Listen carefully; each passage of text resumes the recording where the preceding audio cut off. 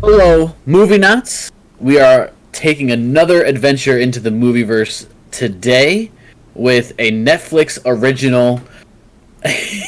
We still got Tom Cruise on the stream. He's Yeah, hanging on for dear yeah, life. he's got to stay just because we got some stuff to do. Um, So so we are diving into a Netflix original that recently dropped on June 11th of this year, and it features Chris Hemsworth and Miles Teller, and the movie is called Spiderhead.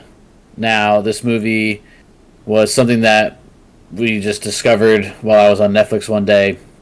So, totally out of the blue, we talked about it on our Instagram.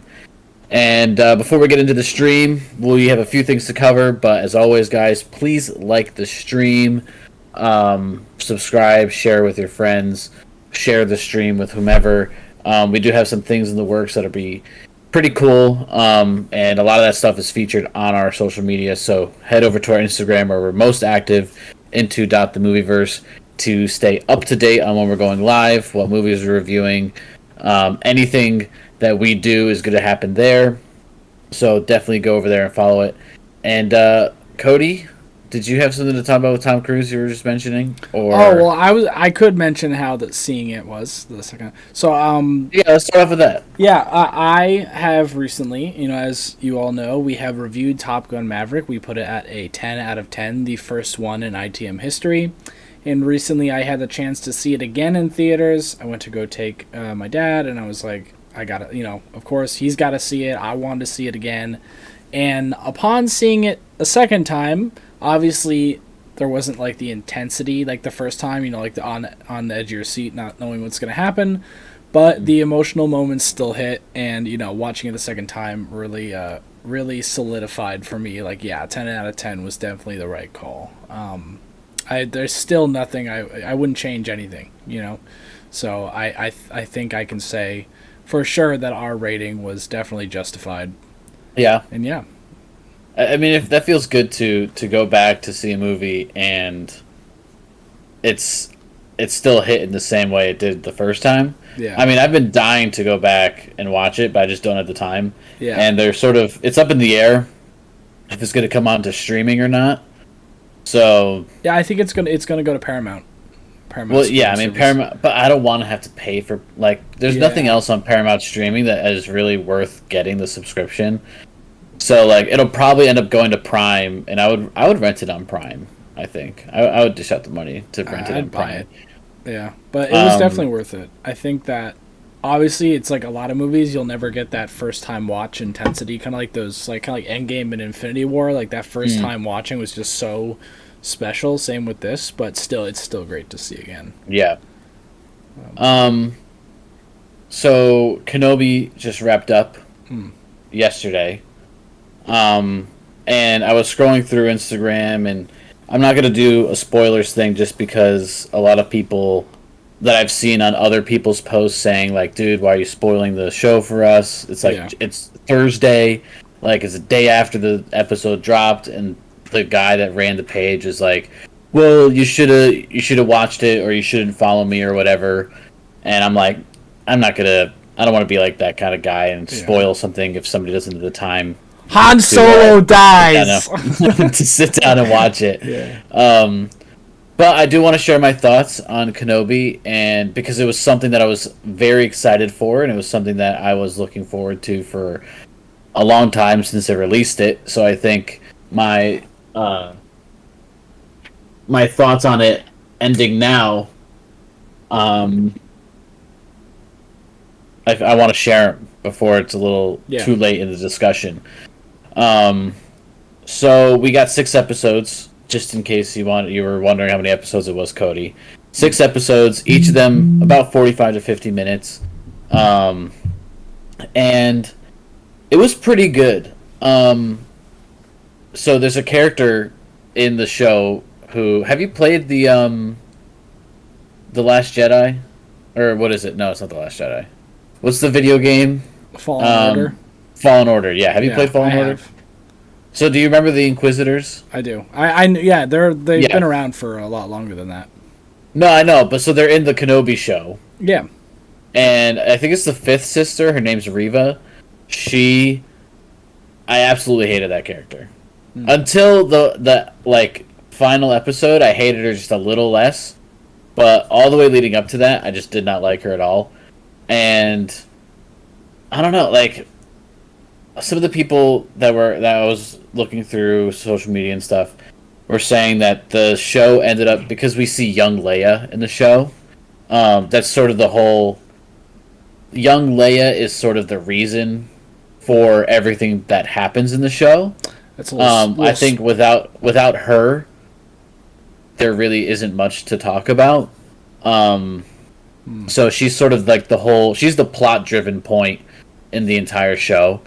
We do see some characters in there, like you see Bail Organa, and he is not younger. Like they just kept him the age he is now, which is weird to think about because he's younger, obviously, in the old movies, and then he's older now. So they kind of had to do some things differently there. But I almost am happy that they didn't DH him because I feel like it would have just looked too weird. Well, what do you mean? Like in the prequels, he would be technically older. Yeah. But he doesn't look older. They didn't like change the way he looked. Oh, to make him look even older. Yeah. Yeah. He still looks younger. Yeah. Now than he did, or he looks older now than he did in the prequels. So, like when you look at it in that sequencing, it doesn't make sense. But whatever. At the end of the day, it ends up being all right. And I think Kenobi did a great job. Like I think Ewan McGregor did a great job, reprising his role as Kenobi. Hayden Christensen did a great job reprising his role as Vader. You definitely like if the one thing that you should take away from this, Cody, like to go and watch it, is to see Vader in his prime, because we really don't see Vader in his prime in the suit in the prequels, and he's too old to be doing anything in the original trilogy. Yeah. So it's kind of like, you get to see Vader actually like in his prime in the Kenobi series, which is fantastic. Yeah. And I think that alone is what made the series so great. I'm going to drop my review quickly on Kenobi because the series in total has a 7.2 out of IMDb and an 84% fresh tomato on Tomato Meter and a 63% audience score. 63 for audience? Yeah. Oh. So they weren't a huge fan of it because I feel like they thought it was too focused on Leia and What's up, Derpy?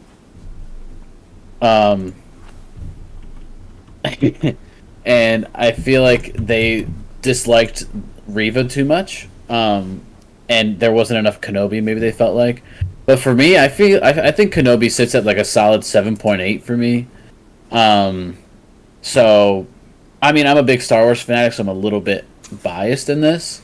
I'm not to the point where, like, there's going to be somebody there saying, like, the huge Star Wars fanatics were, like, basically ripping on this, saying all this, like, BS about it. But at the end of the day, like, it satisfies the craving, and it just continues to build onto not plot holes, but it continues to build the gap between the movies and gives you some perspective. I'm with you on that, Derpy. I'm with you. I would say that they killed it in the film franchise, but I would say that they've done a great job in the TV franchise. I think that Mandalorian, Book of Boba Fett, and Kenobi were extremely well done, because you have Dave Filoni and what's the other guy? Dave Filoni and what the hell's his name? I don't know. Jon Favreau? Jon Favreau, yeah. You have them heading the way, like leading the way for the TV shows, but then when it came to the movies, they flopped it big time. But I feel like the stuff that we're getting for the TV shows is good. Yeah, I don't know. I'm just over it. The movies put a really bad taste in my mouth that I don't even want to give the shows a chance. More like there's so much. You got to other... give the shows a chance. The thing is, I've seen some of the show and it's like okay, but it's like, I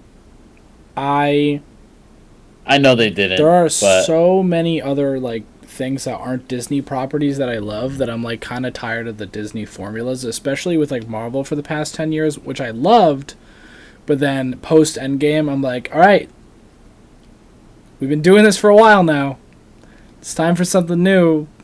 And then the next movie comes out and they're like, the bad guy's an evil version of the good guy, and it's like, all right, then you know what, then I'm Mando's fantastic. I wish John and Dave had some. Maybe they had some involvement with Kenobi. I don't know if they did or not, but they should have. I guess they didn't. They should have though. And if they did have, I don't know why they wouldn't. Like if they've been doing all this other stuff with Star Wars, why wouldn't they have any involvement in Kenobi? Like maybe behind the scenes, but my only problem is like I've said before, like this era of the Star Wars universe is not the one I want to be covered. You know. Well, they're getting there to the end, like the or not the what is it? Old Republic stuff. They're getting there. And then I think they're gonna botch that because whoever runs Disney, I forget her name, or Lucasfilm. What's her name? Thou shall not be named. What's her name? Who? Susan? Susan? Is that her name? I don't remember. She literally said, like, literally everyone like me who loves the Old Republic, loves the, like, Star Wars Old Republic, the Knights, and all, like, everything pre-Clone Wars, like, thousands of years, all that stuff we love, she literally came out and was like, oh, yeah, all that stuff, all that, like, official stuff, like books, comics, it's no longer canon. Now it's whatever Disney, decides is canon. And so I know they're going to botch it and change a lot of stuff and then make it, like, modern. Yeah, it's like it's gonna be rough. I'm not even interested. Well, I hope that if that stuff is getting made, that it's probably in the making right now, but that Dave has some sort of say in that because he's sort of been countering her, and I just want them to get rid of her already. Like whoever, I know she's like the president or whatever, but like. If they have a CEO there, like that CEO needs to kick her out, get her out. To come out and to literally claim that all of the previous like written work that made Star Wars what it was is no longer canon, and for it to be canon, Disney has to produce it. That really like because I had been playing Star Wars: The Republic. The game's been out for 11 years now, and it literally has like dozens and dozens of movies worth of lore and content and books crammed into one. Yeah, it's pre-written, basically. And it's like all this juicy Star Wars stuff with like so much the iceberg is like insanely big, and then they just came out and said, nah, none of that is actually officially real because we claim due to copyrights it's not. And it's like, all right, you can claim something's not real. She's driving Lucasfilms into the ground, and I think once Lucasfilms realizes, or once they try to do something about it, it'll probably be too late. But I just hope that they do the right thing and take care of it, because the Star Wars franchise is too beloved for her to come in and just like sweep it under the rug and make it seem like it didn't exist. Speaking about the Marvel stuff real quick, Miss Marvel dropped recently on June 8th, just a little bit, or that was the first episode. Hasn't been doing too well.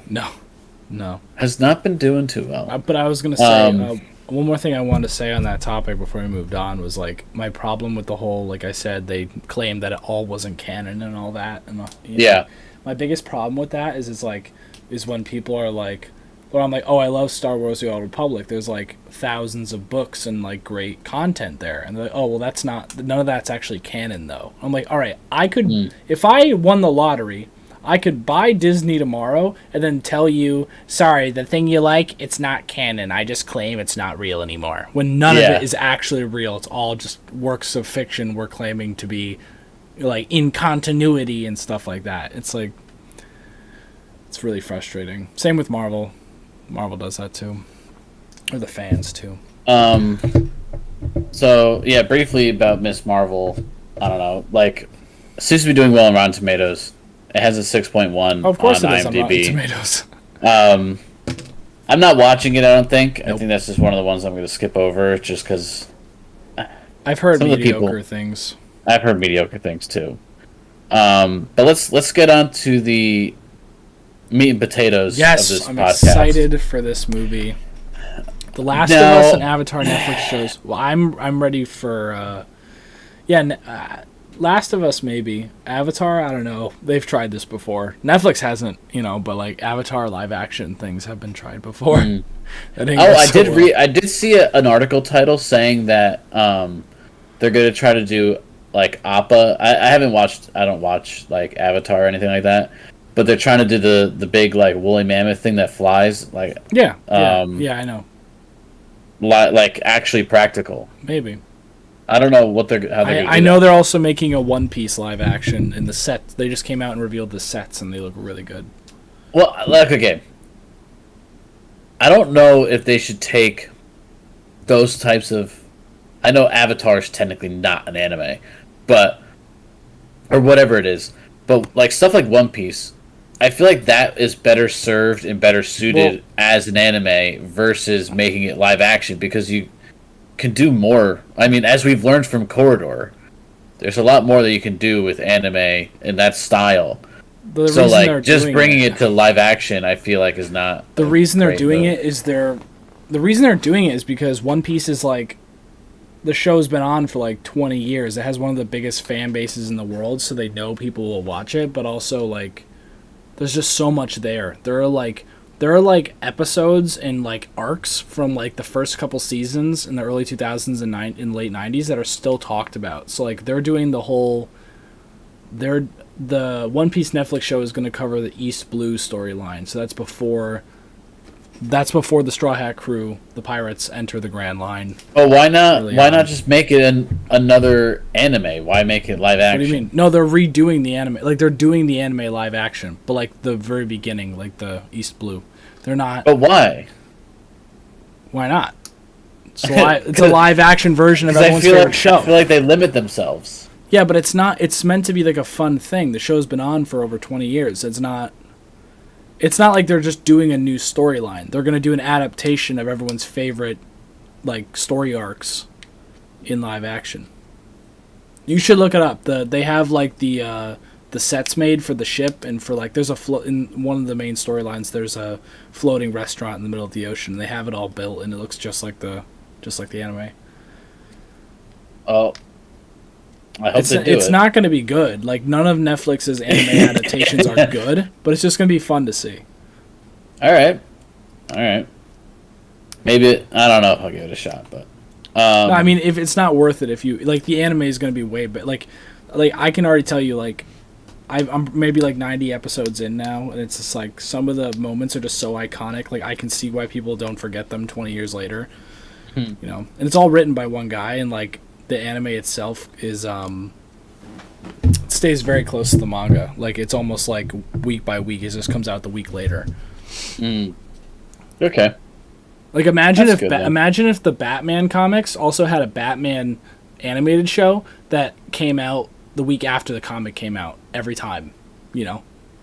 every week of the year. That'd be nuts. That'd be pretty crazy. People would eat that up though too. I know. We're not creative. All right. Spiderhead. Yes, very excited to talk about this. Unexpected movie. I have review. some notes. And this was just something like, scrolling through Netflix one day and we stumbled upon it. And we're like, Well, what's this? I saw the trailer because I've been on Netflix because One Piece is on Netflix, and I saw the trailer before it dropped. Like I saw that it was like a big thing coming, and I was like, oh, Chris Hemsworth, and we just saw Teller in Top Gun. I was like, Yeah. it looks interesting. Yeah, it was. It was indeed. Was indeed. What do you want to start with on this one? Story? Yeah. I mean, you kind of get thrown into it, right? Like they don't really. It's one of those movies where they just sort of explain things, and like at the end, everything is clear cut. Yeah, I think they explain it as they go. Yeah. But definitely, I think there's a premise here that I have some moments that I specifically liked written down. But if you want to go over the story, Let's go through your notes because okay. I feel like that'd be a better little structure for it versus Well, me just trying to remember. we basically have a penitentiary on an island. Fancy luxury A very penitentiary. luxurious penitentiary where the prisoners get to roam free, have meals, walk around. It's like living. They just can't leave the building, but they're completely free, and they basically are being used to test these drugs that can change your emotions. And so there's like a different drug for certain things, and there's these test rooms. So the main character, played by Chris Hemsworth, is or the secondary main character, he's like testing people with these drugs. And Max Teller, is it Max Teller? Miles Teller is the main character, who is a prisoner there, and it's very interesting. Okay, keep deleting these. I have a few notes because, especially at the beginning, I mean, we learn right away what's going on. Like, they test the laughing drug on a guy, and they get him to laugh at anything, no matter how bad or whatever they say. That's like the opening sequence. Yeah, and thought that was interesting.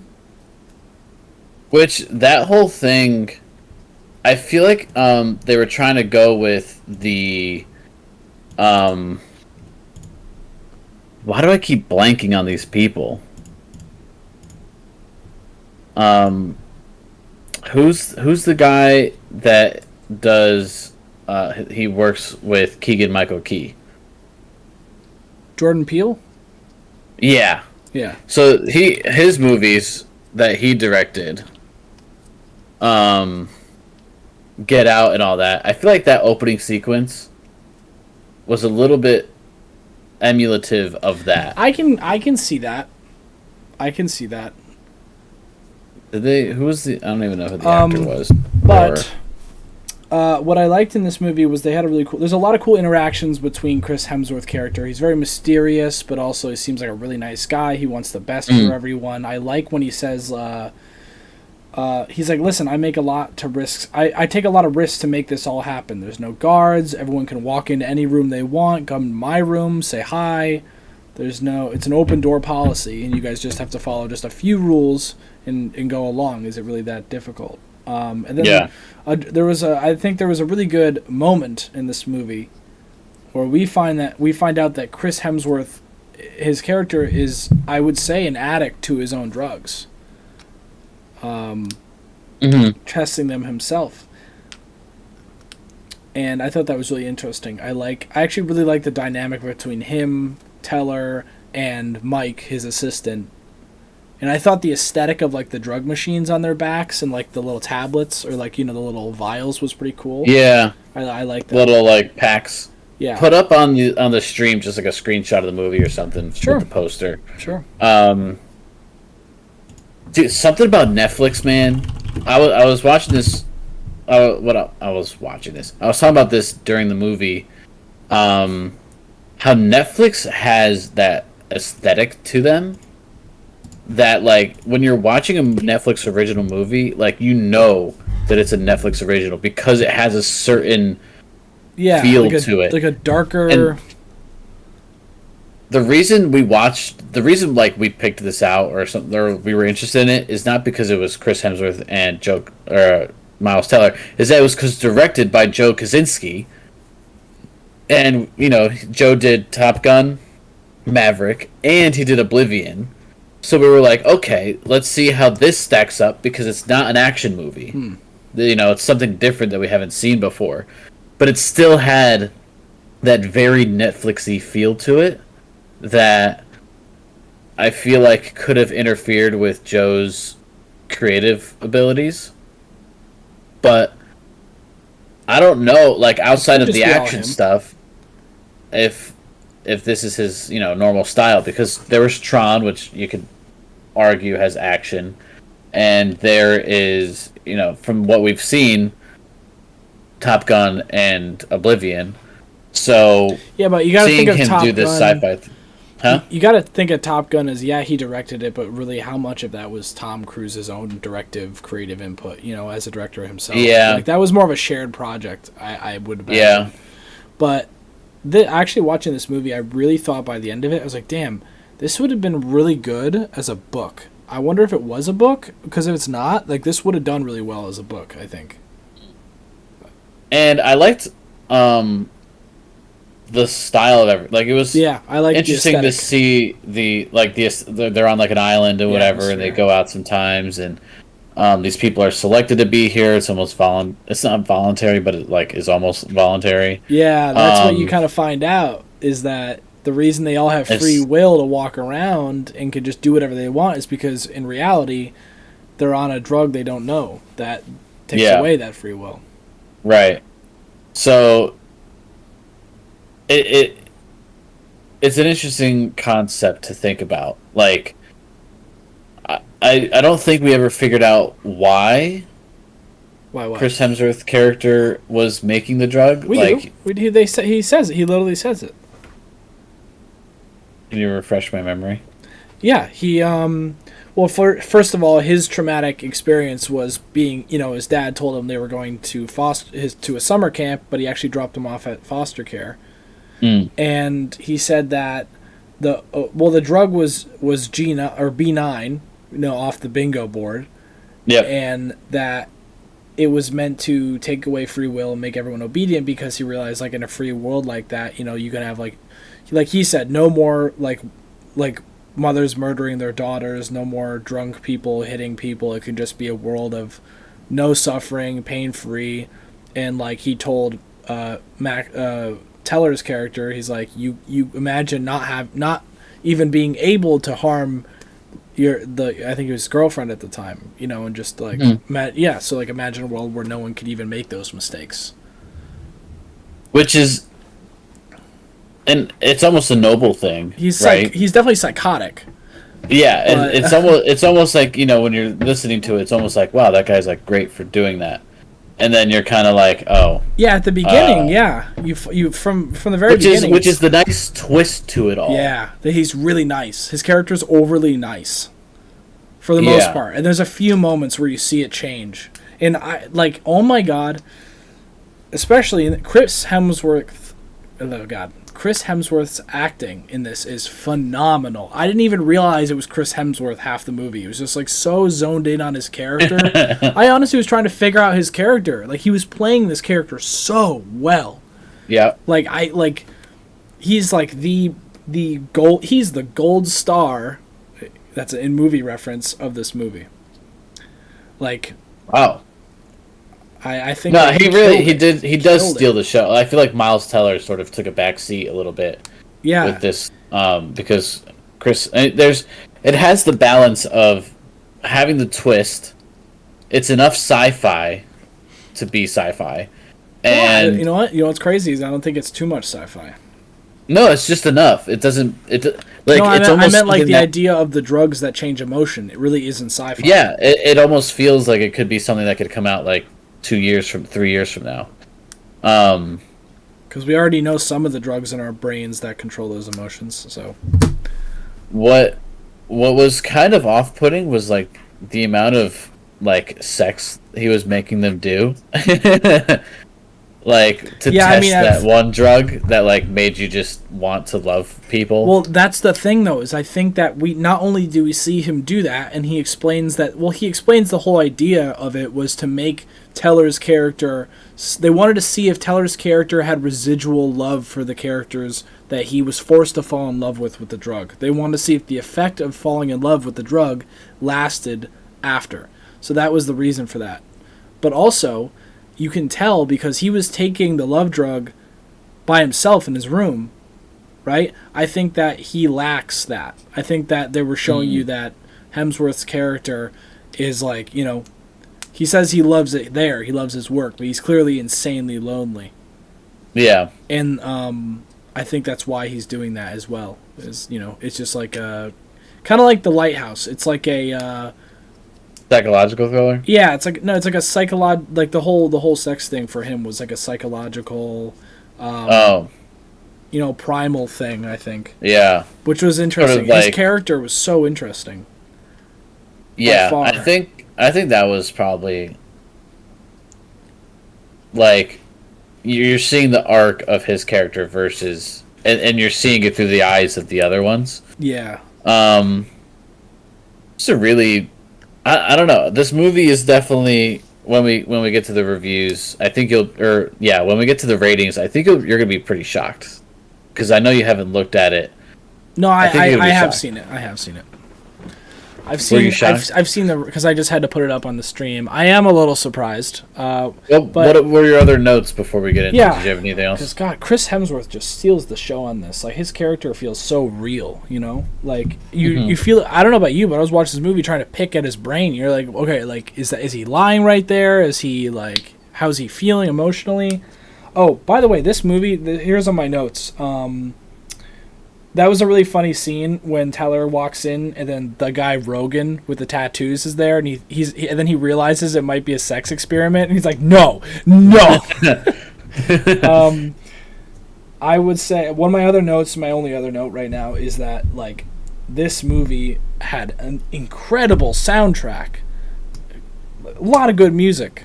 A lot of 80s. I think Netflix paid out the big bucks to get a lot of good music because I think maybe I don't know if they saw the dark tone and thought it needed a funky 80s twist, but it helped. I loved the music from the beginning, and they were just using tons, and there were a lot of songs. There must have been at least like I don't know 20, 30 songs in there.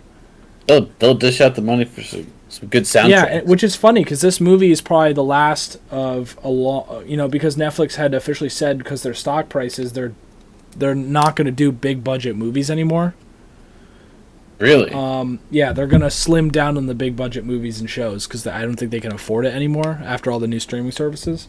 So this is cool because I think this was probably made or at least produced before that decision was made. So this is probably one of the last huge budget Netflix movies we're going to be seeing. Probably, obviously not the last, but we're not going to be getting as many. But yeah, music. I love the music. Definitely a point. That's here. really interesting because now that changes the course of how Netflix will do things. Yeah. Like this movie, yeah, you have Chris Hemsworth who is he's probably one of the most expensive. Yeah. He's up there and one of the more expensive actors to have. Yeah. Miles Teller, he's probably going to get up there because which I also looked up Miles Teller to see which movies what he's done. And if you take away Top Gun Maverick, he hasn't put a movie out since like 2017. Well, and he's in a lot of military movies too. Yeah, he is. I recognize him for that. Which is like, this guy's just all about military. But this movie personally was. I thought it was good. I thought it was like you definitely feel on the side of Chris Hemsworth character in the beginning, and then you sort of have that twist, and you start to shift your emotions towards him. Yeah. It's interesting. Which is I think fantastic writing. I think that's something that got overlooked. I did have one note to make. Okay. I do have something in my mind. As soon as I finished this movie, I knew there was something that, like, if you had sprinkled it in, would have made this movie a lot better for me. I saw the trailer, and the trailer was very heavy in teasing the anger drug and that there was blood on the glass. So I pictured a lot scarier stuff. This movie could have done really well with a little more on the horror side. Not like horror, but you know what I mean? It could have been a lot. There could have been some more dark and plots. Yeah, like the hallways are dark, and all of a sudden Chris Hemsworth finds Teller, and he's like, "Hey, buddy, you okay?" Like creepy smile. You can't tell. You know what I mean? Like a little more on the spooky. I need the spookiness up another level. A little more thriller side. I guess. Yeah, a little spookier. Not even thriller, just spookier. A little more dark, but I didn't hate this. No, and I think let's jump into the reviews. Yeah, I'm curious. Let's go. Let's IMDb first. We could spend a little bit of time on this because I feel like the people were not big fans of this movie. Like they gave it an average rating. We got a 5.4, and then we got a Yeah, 5.4. Let's check out the curve. Curve is highest at a 6, almost, second at a 5. We're looking at a range of like 7. I want to say 7 to 5 is the average there. Mm-hmm. But even though it's the highest at 6 and pretty high at 7, we're still seeing, we're still 5.4. seeing 5.4, 5.6. 6.2 is the highest and it's at males under 18. But again, for some reason, like 18 and up, there's there's a lot more reviews. Females under 18 did not like this movie. There's only 3 people that reviewed it anyway, but... Yeah, it looks like it's like 5. 5 is definitely the average. 2% gave it a 10. I don't know. That's pretty high. It's, I don't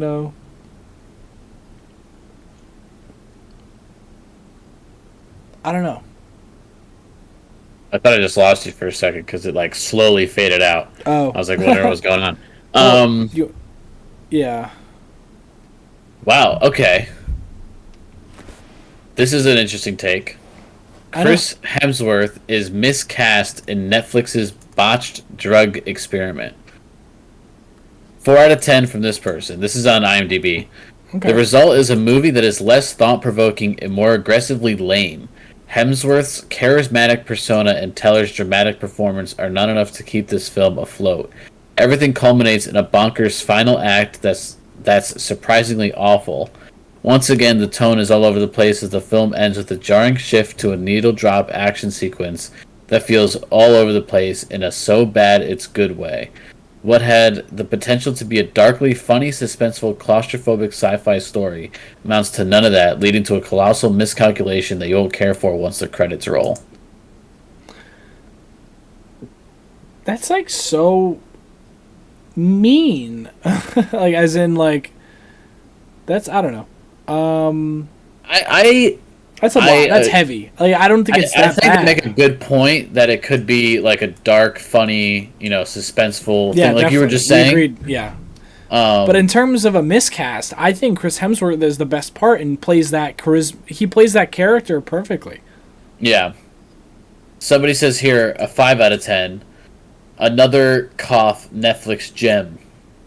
I can say it's worth a watch. I do like Chris Hemsworth's charismatic personality. Yeah. And it's nice to see him do something other than Thor outside of a Marvel comic book film. It is. I almost didn't recognize Miles Teller, although I think this was a missed opportunity to have these two guys work together in a much better film. But this film wasn't remarkable, and I don't think anyone will remember it a year from now. As for a sci-fi film, it wasn't a good one. It could have been, but it wasn't. Do you think this movie was predictable? That's a good question. I didn't see. All right, major spoilers. We're past that anyway. I didn't see Hemsworth's character dying. I did when he starts laughing. Remember when he started laughing when he said raise the? I didn't see that coming. At first, I didn't see that coming. Mm-hmm. I don't think this movie was predictable. I don't either. I think it wasn't an edge of the seat nail biter. No, it doesn't always have to be either. Definitely wasn't something that I was gonna be like, "Yep, this is what's gonna happen. This is what's gonna happen." I feel like you could probably see the trajectory of where things are going, but you can't say it's predictable. Let's hear a good review here on IMDb. Yeah. This is a 9 out of 10. Acknowledge is what this one's called. I enjoyed this movie more so than others and was quite surprised by the ratings. Chris plays the perfect psychotic narcissist scientist. Miles Teller is easy to empathize with and did amazing as usual. The music is on point. The whole premise of the movie is believable. Just look into the CIA's past on experimenting with acid on people that had no idea what they were given. There is no length unprincipled scientists will go to get the exact results desired in their hypothesis. Give this movie a shot. Yeah, I'm with you, guy. That was written by TQ my BBWR. Woo! No, yeah, I'm with you. Means. I think that okay. I'm gonna say it right now. I thought I thought 5.4 was a little low. Let's get into Rotten Tomatoes before we get too far. Let's get into Rotten Tomatoes. And this is where I'm very disappointed with this. This is only 250 plus. You know what, Cody? We're gonna have to make accounts. I'm gonna make an Into the Movieverse account. Yeah. For Rotten Tomatoes and IMDb. We need to set so this after right. we do this stuff, we gotta put our 2 cents in here. Yeah, we should. Because again, like, look, I went straight into the audience reviews, which, okay, it's on stream. 40% splat with 122 critic reviews, 31% audience score. Is movie 43 lower than that? The worst movie ever made? Okay. Dude, okay, so it has a 4% splat from the critics, but a 24% audience score. I would easily watch this again compared to movie 43. It's too close. It's too close to movie 43 from the audience. This is just harsh. There's this. It is not this bad. Let's see. Would I change things? Boring and uneventful. This was horrible. Don't waste your time. I thought it was good considering it had Chris Hemsworth in it, but it was terrible. Boring. I created an account just to prevent anyone else wasting their time. Characters didn't have any personality nor anything that drives them forward. The plot was bland and bored me to death. They're prisoners. There's nowhere to drive them forward. they're stuck there. People think Chris Hemsworth wasn't right for the part. I don't know. Stupid movie. Honest experience, Chris Hemsworth should stick to being a superhero, as this movie was the worst. This role did not suit Chris at all. Bad acting, stupid, and a total insult to intelligence. Sorry. As I said, honest experience, wasted my time here. Nope. Disagree. I would say, if I had to be a fancy Rotten Tomatoes person, I'd be like, while the movie was subpar in some areas and could see further improvement, Chris Hemsworth shined in his amazing performance as the narcissistic scientist. Would recommend at least one watch. You know, I don't know. It's that's really what it needs. Just a watch. Give it a watch. Like, this is a good, like, you know, I just need a Friday night movie. Nothing crazy. Nothing, you know. Wow. I don't know, these critics, they use a lot of big words, and they don't make any sense. Here's the thing, is I'm never one to hate a movie. There are very few movies I hate, because at the end of the day, no matter how bad or good a movie is, like this kind of thing, they're always like, it's not like the director didn't try. It's not like the team didn't make a movie they loved. They created a movie they loved, the audience didn't like it. There's always something good to find in a movie. I think I'm just like a positive person in that aspect. So there's very few movies I do not like at all. There's always at least something that I say, you know, okay, they did this terribly, but I love that, you know. There's always something I find that I like. That's why I think sometimes I rate movies a little too high, you know, but yeah. It takes a lot for me to not like a movie. So when I don't like a movie, it's bad. So, for example, the new Star Wars movies. Yeah,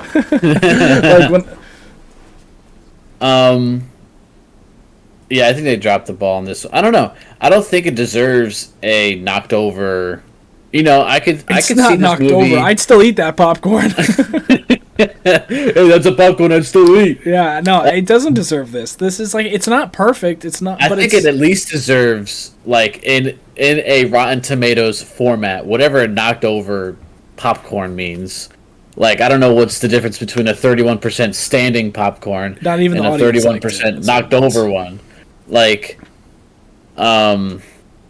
I mean, this could be a low-rated standing popcorn, you know, or a low-rated, or a high. It could be a higher. My God, I know what you mean. I hate the way that Rotten Tomatoes does this. Yeah, but here's the other thing: is we're not seeing that many reviews. We're barely seeing any audience ratings, and I think we're ahead of the game here too. I mean, the movie's only been out a week. Yeah, but here's on Netflix with no hype. There's no hype around the movie. I think Netflix movies are a problem for Rotten Tomatoes because, one, you're not getting nearly as many reviews, so I think the scores would be different. But also, it's Netflix. People are watching in their bed. They're watching Bridgerton. They're watching anywhere they can. They're watching in their car. They're watching at the airport.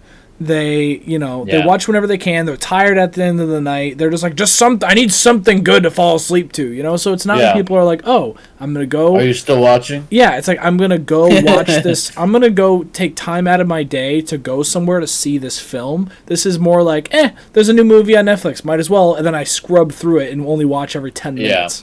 So it's like, it's not as, I don't think it's as fair as reviewing a movie that's like, in theaters. I think the score would be a lot different if this was like a theatrical release. At least it wouldn't be this bad, because like it's not as bad as the reviews say. So, what would you rate it? Oh, are we there? Are we there now? Let's go. You got to give us the intro. Don't get too close. It'll just sound bad. Beep boop boop beep. Setting course for the Intergalactic Movie Ranking System. Oh my God, we're here! Just close your eyes, picture in transition. We're going into warp speed. Yeah. And we're at the Intergalactic Movie Rankings. We are. And we're making great time. This episode's going to be a little shorter, but that's Welcome good. To the Intergalactic Movie Rankings. As you can see, we have finally added Top Gun and Oblivion. I think this chart is getting a nice fill to it. It's getting nice and juicy. Yeah. We got a lot of stuff here. Yeah, we got a lot of juicy stuff. Oh God, I just remembered the other man. that's rough. Okay, well, as you can see here, I'm not gonna say it. Here we go. I can't. As you can see here, we have this movie. It is. We'll just put it in. We'll put it bold here. We have Spiderhead. We're gonna place this on the Intergalactic ranking system. Spiderhead. All right. What are you gonna rank? What are you gonna rank it, Cody? Well, you know what? I actually really enjoyed the premise of this movie. I thought it was interesting. I think Hemsworth killed it and just took the stage. I was totally invested in basically his character the entire time and nothing else, really. Yeah. I think this movie without Hemsworth would have just been a footnote. Like no one would even notice this movie. Who would you even put in place of him? No, I don't know. Someone like I like the idea of like I don't know. He just fits this role to me. I don't know who I could see besides. You know who would be really cool? What's his name? Tom Cruise. Yes. No. Yeah. And then when they try to escape, he runs after them. He's like. No. The other Chris, Captain America. That would be interesting. With like glasses and a mustache. Yeah, that would be interesting. But I was definitely underwhelmed by this film. I'm gonna have to give this movie. Would I ever watch this again? No. Would I recommend it to somebody? Not unless they're insanely bored. Like, I just need something to watch that's on Netflix. I think you'll be entertained by it. What is up, Biffer? Good to see you. Hope you are doing well. You just caught us as we are doing the ratings for Spiderhead, and I'm about to give my score here. You came to the good part. Yeah, true. Did you just say Spider-Man? What? Me? Did you say Spider-Man or Spiderhead? Spiderhead. Okay, I thought you said Spider-Man. The Spider-Man! 4? Okay. Well, I'm going to have to give this a 5.5 for me. Yeah. And I don't, like, you watch... I don't... What do you do? You watch... Like, every movie we reviewed, like, you're on top of it. Like, true. I don't understand how you... How you what? Manage to watch all these movies? No, you're a big movie guy. I watch a lot of movies too, but dude, like, we're into the movieverse. If people follow us, they're big movie people. Gotta like movies. I know. What's what we all share in common. Beaver doesn't miss a beat. Oh, nice. Okay, I'm jealous. I'm gonna give this a 5.5. That's a low. I feel like that's a low rating for you. I don't know. I was expecting you to go higher. I honestly would go with a 6, but. You went with a 5.5, so you're essentially agreeing with IMDb. Well, I was saying a 5.5 because we already have 3 6s. No, and I'm thinking like, no, you know what? No, you know what? Scratch that. You do 300 movies. You do this thing. I actually no. I'm sorry. I was just looking and 300 movies. I'm sorry. I'm gonna have to give this a 6.5. There's a specific reason why I have to give this a 6.5. No, so let me just. You do this all the time though, where you look at a column and you're like, that has too many movies in it, and then I know. I'm like, I don't feel like shrinking them. It's too much work. So no, but here, there's a reason I say 6.5 because you're right. 5.5 is too low. I did enjoy this movie. I did like Chris Hemsworth a lot in this, and actually just talking about it because I just there's a reason. Jesus, the bots are malicious today. Beaver's gonna hate our rating. All right, the reason I put it at a 6.5 specifically, the reason for this, is because I think it's better than Good Time, right? But I don't think it's as good as Oblivion, and that's exactly between them, 6.4 and 6.6, and this is a 6.5. Because I liked it better than Good Time, I didn't like it as much as Oblivion. Okay. It's tough because honestly, yeah. But I'm gonna have to put it at 6.5 because, Okay. Beaver, I'm curious to know, while I think about this, why you're giving it a 4 out of 10. Yeah, because we're surprised with the low rating. And 300 movies. That's a lot of movies. 2021. Is that your job? Like, do you just watch movies as like? Well, no, he said he works from home. Got a lot of time to kill. I know, but like that's a lot of time. Unless you're just watching movies and that's sort of the background. That's like 2 hours. I would do that, to be honest. It's like 2 hours a day, but not every day. But no, that's cool. That's impressive. You know what, Cody? I'm going to agree with you. A 6.5, really? I think you have a good justification for it. Wow. Yeah. I think it's a good justification. I think it's a good spot. It fits snugly in there. I wanted to go higher, but when you put it in the perspective for me, I was like, yeah, I don't think it's necessarily better than Oblivion. And wow, you're a big movie guy. That's awesome. Wow, that's great. I respect it. So, put in, what are your top 3 movies right now, Beaver? What are your top 3 movies? And if Cody and I haven't seen, actually do top 5. Well, actually say no. I like that. No, that's too much. Top 3. Just say top 3. What are your Biffer? What are your top 3 movies of 2022? Well, no, do 2021 since you watched 300. There's more. Well, I was gonna say it's been 6 months. Okay, he's probably watched 150 movies. He's already probably halfway done typing it. This is a delay on your stream. That's fine. Do whatever you want to do. We're curious on your thoughts. But yeah, okay. So we will collective 6.5. We'll snug that right there. I wanted to go higher, but I can't see myself giving this movie a 7 necessarily, because I did enjoy Oblivion and a Good Time. If I didn't have to rent it again, I probably would have gone back to watch it just to give it another run through. I'll never. I don't know, because I feel bad for not understanding it for some reason, because which movie? I feel like Good Time, because I don't know. Just I've heard there's so many good things said about it, and I feel like maybe I was wrong, but I did not like it. I don't know. Not. Looking back on Good Time, I did. You know what'd be really. Here's my thing. I think this would be really fun.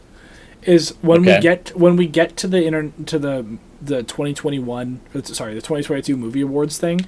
I think we should both be able to have a veto and be able to change a movie score. Like, we both get to change one movie score. What is that, like our America's Got Talent, like, golden buzzer? Yeah, we both get one. And you get to shift a movie's rating by, I don't know, maybe 1 point. I'm content. Really? Because, like, okay. What would you change? I think Good Time is I think The Other Man's a 10. Yeah, you mentioned RRR. Everything, Everywhere, All at Once. I think I've heard of that. Top Gun Maverick, yes. Northman. All right, we need to see Northman. Northman is something that is in our list. You mentioned RRR last time. Now, Yeah. you mentioned it again. Well, which no, makes it was me- because it's a favorite. So I know, but like, I don't know. It's one of those foreign films that I feel like I just would have never. well, yeah, it's probably not. That's on a our movie that I Netflix. never would have. No, it is. It's on there. Oh, I would have never Yeah. noticed it. Um, Oh, by the way, if I had to change a movie, it would be Good Time. what you would drop it lower? Wait, no, it's just been a long time since I saw it.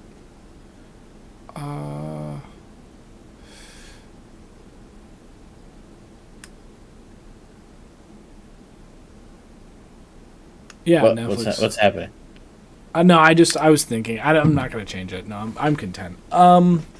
Yeah, you know what? I think I was disappointed with Spiderhead, but then again, like I did actually like enjoy watching it. Like I wouldn't watch it. Honestly, maybe I would watch it again, but I definitely recommend it to people if you have Netflix. I would recommend a one-time watch. Yeah, And that would be it. Just a one-time watch. there's a few good twists. Share you your know? thoughts on it and do it like that. Yeah, All right. Should we wrap it up? I think so. Do you want to do closing remarks? We're coming up on our hour mark here. Ooh, we are. Well, let's see. We covered Kenobi. It's apparently Luca said it's good, and the rating. I forgot what I rated it already. The rate you did. You said a 7.8. 7.8, right? Yeah. Yeah, And 7.8. I might give it a watch. I'm very when it comes to Star Wars, I do like the prequels, and I do like Ewan McGregor is one of my favorite actors, so I might just have to see it just for Kenobi himself. And the Fortnite skin. And also, I had mentioned that I saw Top Gun again, and seeing it a second time has made me realize that, our 10 out of 10 was definitely justified. We're definitely happy with that. And Spiderhead, which is not down there below yet, but it will be, is a 6.5, and we are in agreement with this. I think we can both agree that IMDb pretty close, a little low, but I can see why they gave it those scores. But Rotten Tomatoes at a 40% to 31 is just not. Especially at their lowest ranking too. Yeah. Although, like, for Biffer, I can see why you'd give this because if you watch that many movies, there must be so many great ones that I can see why. But we don't. We watch like. You probably watch more movies than I do, Luke. We've only done, like I counted, this is our 14th movie. Biffer's doing... Wait, of the year? Or yeah, we've what done 14 episode? movies How many episodes for have we done? 2022. How many episodes have we done in total? We've done... I think know this is our we've- 26th episode. I know we... Yeah, this is episode 26. We've gone past our 1 year... We forgot to do a 1 year anniversary thing. We had to do like a special announcement, like ITM is... I thought we started in August. No, we started way earlier than that. Are you sure? Or at least the Instagram started way younger than that, because it's not on YouTube, obviously, but yeah, let's end it now quickly because we want to make sure we're under the hour mark, and we're getting really, really, really close. All right. We're at 58 minutes. Biffer, thanks for coming out. Yes, Derpy. Derpy and Biffer, you guys rock. Great to see you. Thank you so much for joining us. I think right now, Cody, since Biffer said RRR is his like number one, let's do RRR. Okay, Let's do and then something Northman. different. It's Yeah. different. All right, Let's get a little foreign, a little spicy. Sounds good. No, I'm down. All right. We'll catch you movie knots in the next episode. Stay tuned. We'll announce when we're going live on our Instagram at into.themovieverse. What? Twitter's pretty inactive. I'm not posting there much, so but if you want to go to it just for the hell of it, iMovieverse. Yeah, Biffer, you were the sole reason we decided to watch RRR. Yeah, we're gonna watch it for you. So Or we're gonna see what the fuss is all about.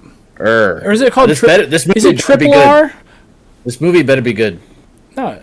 This better be like the best Bollywood film out I'm there. excited. I'm excited because I haven't seen. I'm one of those assuming movies it's in a while. Bollywood. I don't know. We'll have to do some research after we watch it. Biffer, I don't know if you follow us on Instagram or not, but in case you don't want to miss that episode, then you can hit that notification bell or something, because I think you'll want to hear our thoughts on it. But we'll let you know, and yeah, Yeah. stay tuned for that. we have some fun stuff planned. I think that we'll be probably Exciting. announcing that stuff on Instagram. But Triple R, RR, RRR. Stay tuned for the next one.